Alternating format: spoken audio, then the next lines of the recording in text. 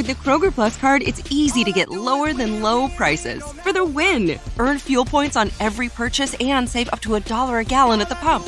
The Kroger Plus card. All you do is win. Big, big savings. Sign up now at Kroger.com and start saving. Kroger, fresh for everyone. Savings may vary by state. Fuel restrictions apply. Save big on your favorites with the Buy 5 or More Save $1 each sale. Simply buy 5 or more participating items and save $1 each with your card. Kroger, fresh for everyone. Are you interested in the paranormal and the supernatural?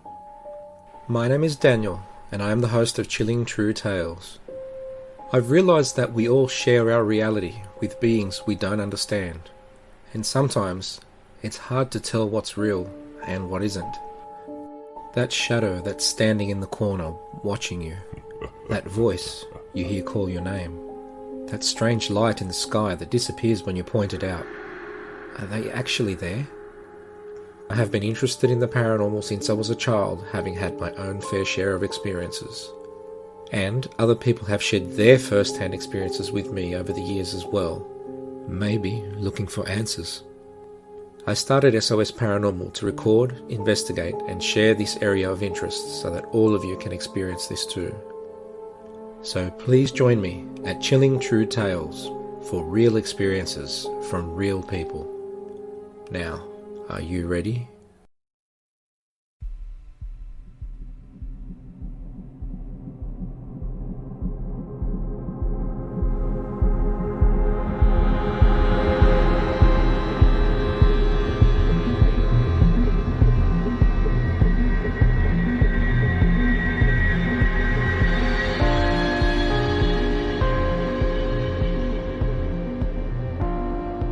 Hello and welcome to mini episode 217 of Real Life Ghost Stories. And I have 3 spooky stories for you today, and the last story comes from October the 8th, 2022, and story number 1 comes from Claire. It all started when my dad became ill. He loved the good things in life and consequently did not lead the healthiest lifestyle. It was no great surprise when he developed difficulties with his lungs. He was a heavy smoker for much of his life. He was referred to the hospital for tests, and naturally I feared the worst.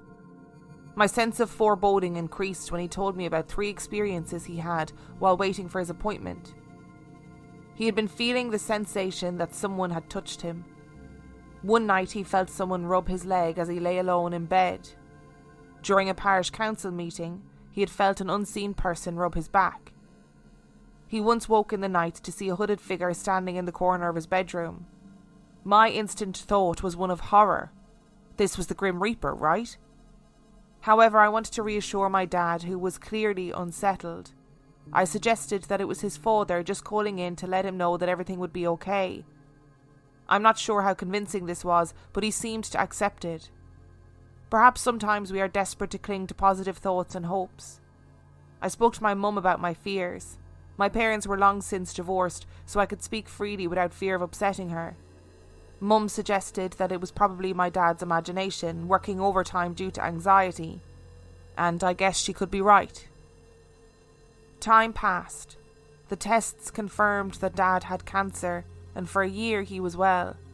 Then the cancer progressed, and Dad knew that the end was near. The last time I saw him, he told me, "Don't leave it too long," meaning I should visit again soon. I didn't make it home again before he died. As Dad had been receiving chemotherapy, his immune system was non-existent and I had been ill with a cold.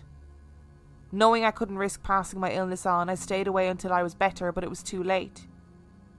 I made the journey home to stay with my stepmom. As we got in the car the following morning to visit my stepbrother, we turned the radio on. The first song that played was Dancing in the Moonlight by Thin Lizzy. My heart skipped a beat. Dad loved music. He played guitar in bands and alone at home. When I was growing up, he would spend Saturday mornings playing along to the tracks his cover band were working on, his guitar plugged into an amp. Dancing in the Moonlight has the most memorable bass line and consequently is the song that I most associate with him. I had never heard it played on the radio before. I have not heard it played on the radio since. I don't believe that the dead can influence the airwaves. But my, what a coincidence. In the weeks following my dad's death, I had a reoccurring dream about him. I dreamed that I was standing at the window of a first story of a building. I looked out of the window and down onto the ground outside. Standing there, looking up at me and waving, was Dad, my stepmom standing beside him. Some might interpret this as a visitation, but I'm not convinced. I think that my subconscious was perhaps recognising an ending. I can no longer see my dad, and my relationship with my stepmom is now very difficult. I think that my subconscious was also trying to process the loss, especially since I did not get to say goodbye. I know that Manny would take comfort from the dream, and I initially did. I was tempted to visit a medium, wondering whether he was trying to pass a message on, but as time passes I feel more at peace and better able to accept a rational explanation. I realise that I've written a ghost story that is probably not a ghost story, but perhaps others will disagree with me. I'm very sorry, first of all, for the loss of your dad. It sounds like he was a man with a great taste in music. We love a bit of Thin Lizzy in this house. And you know what, I agree with you. I don't think that the dead can influence the airwaves. However, those coincidences, I feel like, is it the universe's way of letting you know that everything is okay, that that person is okay wherever they are, whatever it is you believe in. Those little coincidental moments I just think are so powerful when it comes to healing. And similarly with your dream, I think you raise a really interesting point, because these, I'm going to say visitation dreams because it's the easiest way to describe them, but these visitation dreams can be twofold. They can, for a period of time, represent your loved one coming back from the afterlife to let you know that they're okay, if that's what you need at that time, to bring you comfort and bring you solace. And then later you can look back and go, oh, it was probably my brain trying to understand what's going on, or give me a sense of an ending, or recognising an ending. But it can be both things. It depends on what brings you comfort, I think. And in the timeline of the death of a loved one, I think you need different things at different times. And I'm really glad that for you, you feel more at peace with the entire situation. Although I simultaneously recognise that I don't know if we're ever going to be fully at peace with the death of a loved one. And story number 2 comes from Crystal. In 2020, my mother-in-law was dying of cancer. She wasn't doing well, not talking or walking, mostly just sleeping. One morning, my partner was called by the facility she was in at about 3 or 4 o'clock in the morning to come in, because they thought she was very near the end. I couldn't go with him, 1 because of COVID, and 2, we live and work on a dairy farm and I had to milk cows, plus our kids were asleep. Anyway, he left, and I was laying with the light above our bed on, just staring at the ceiling. I saw a smallish, roundish shadow on the roof, and it slowly moved across the roof. Now usually I would freak out a little, I love spooky shit, but I don't really want to see it. And it continued to move down the wall where I was laying in bed and then just disappeared. I was super calm but didn't really know what to think of it. His mother passed away at about 9 a.m. that same morning. 2 more quick maybe UFO stories. A few years ago I was getting cows into milk at around 5 a.m. It was still dark but the sun was starting to come up at this time. I looked out onto the horizon and saw a large black mass moving across the sky. And I was like, what the fuck is that? I looked away for a second and looked back, but it was gone. And I don't know what the heck it was. The second quick one was my partner's. I think it was last year, 2021, at about 7 a.m. He was outside and looked out towards some hills with valleys and saw a cloud-like looking thing moving across the hills and straight over the valley. At first he thought it was a sheep. But sheep don't just glide over the top of valleys.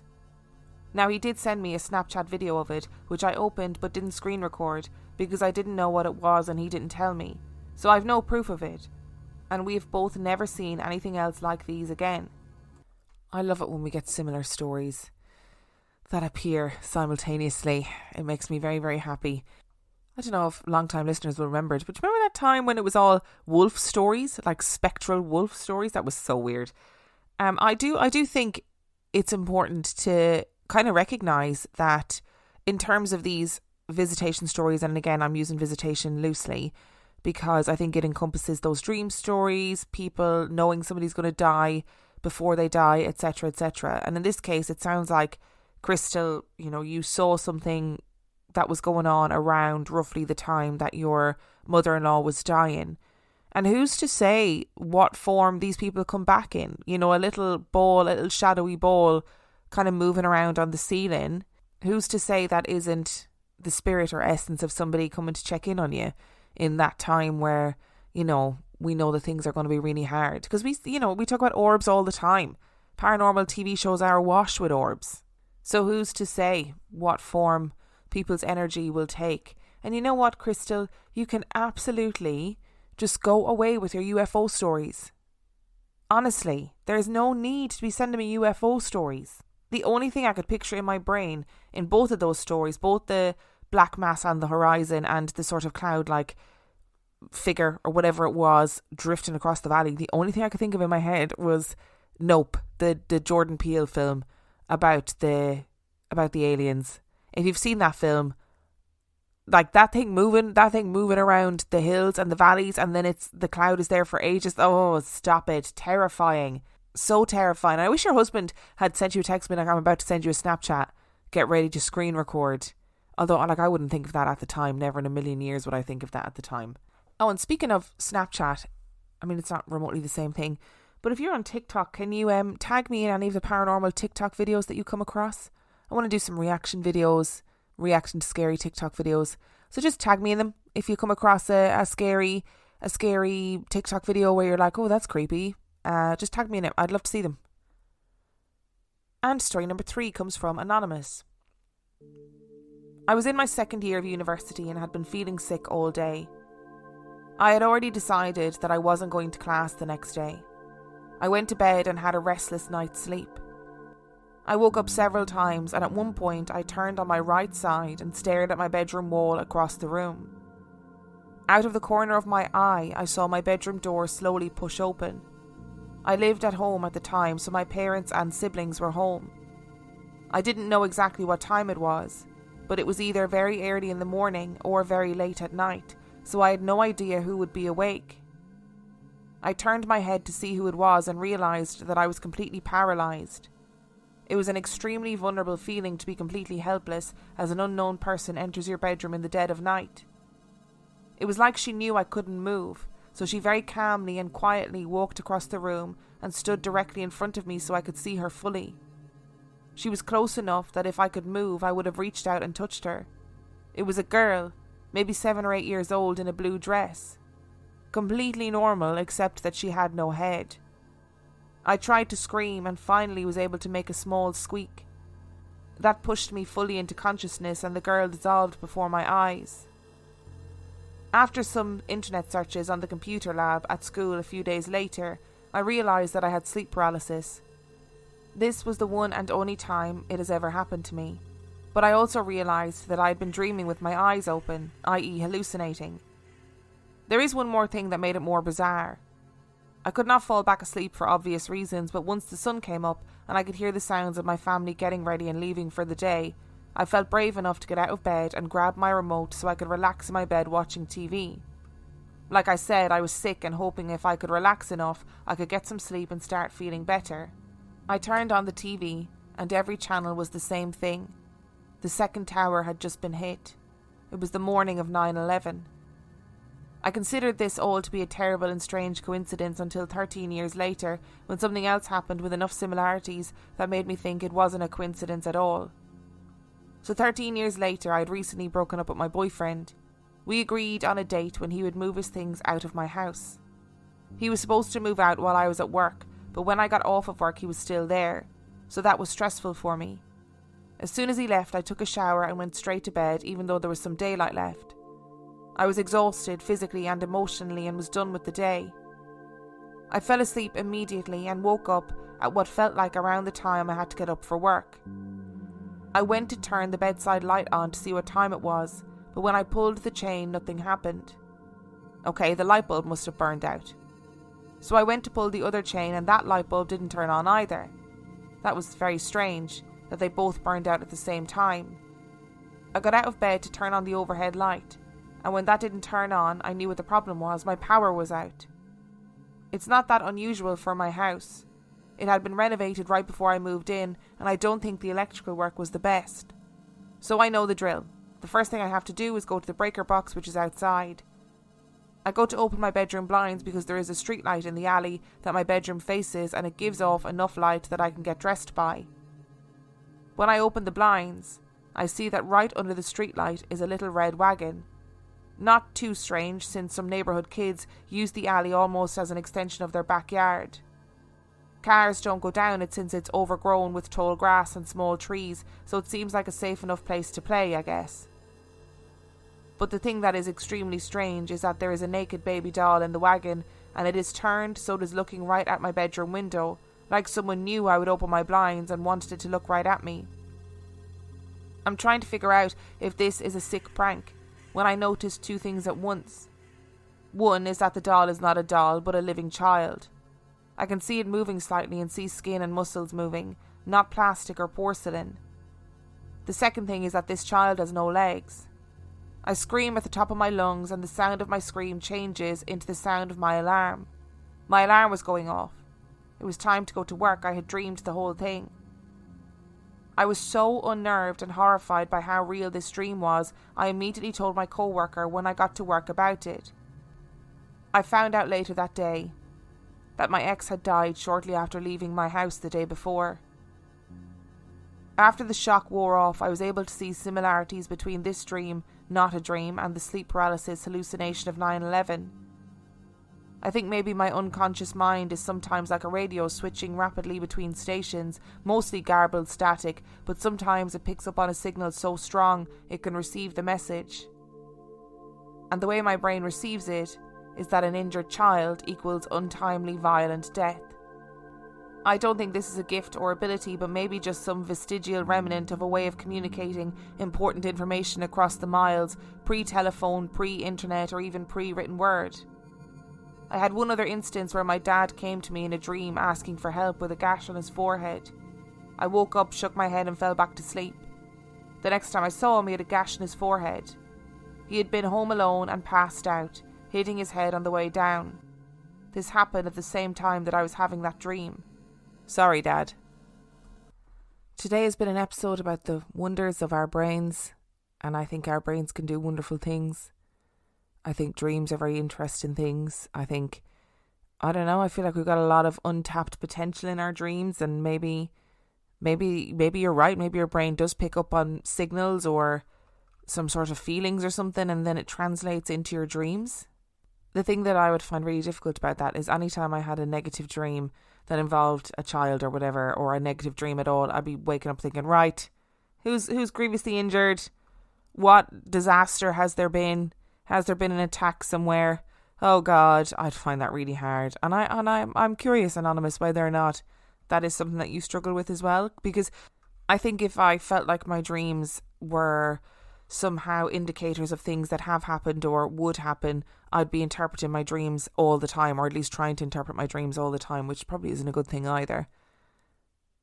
Thank you so much to Claire, Crystal and Anonymous for sending in your stories. Remember, the last story came from October the 8th, 2022. If you would like to send in your story, you can do so by emailing it to reallifeghoststoriespodcast@gmail.com. You can also check out the website reallifeghoststoriespodcast.com. And if you are desperate for extra content, you can sign up to Patreon. That is patreon.com/reallifeghoststories, where for $5 a month or $2 a month, you get access to heaps of extra content, as well as every single main and mini episode completely ad-free.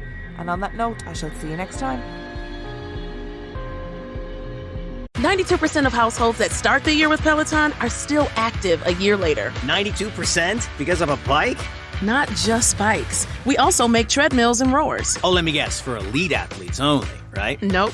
It doesn't matter if you're an avid exerciser or new to working out. Peloton can help you achieve your fitness goals. 92% stick with it. So can you. Try Peloton bikes, tread or row risk-free with a 30-day home trial. New members only. Not available in remote locations. See additional terms at onepeloton.com/home-trial.